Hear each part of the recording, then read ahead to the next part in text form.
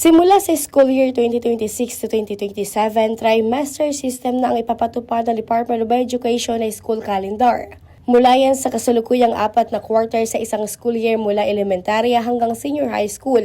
Sumasang-ayon naman ang ibang magulang dito kagaya ni Nanay Arya na may pinapaaral sa high school at elementarya. Dahil magkakaroon naman ng academic focus ang mga estudyante at mga guro nang wala masyadong antala. Para sa akin, okay man sa sana. Para ano man sa mga magurang, hindi naman na sa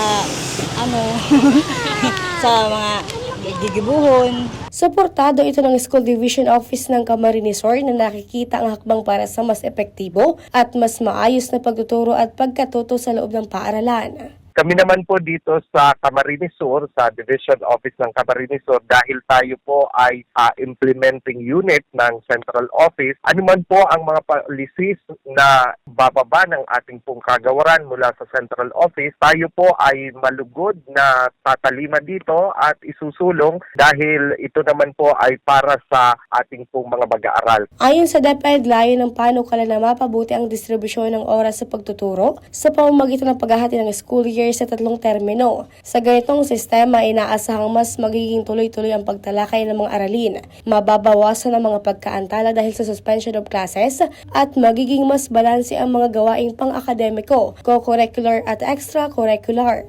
Mananatili namang 201 school days na hahatiin sa 3 termino mula Hunyo hanggang Setyembre, Setyembre hanggang Disyembre at Enero hanggang huling bahagi ng Marso. Magkakaroon din ng mga nakataktang break sa pagitan ng mga termino upang mabigyan ng oras ang mga guro para sa lesson planning, pagpaplano ng mga output at iba pang professional na gawain pang-eskwelahan.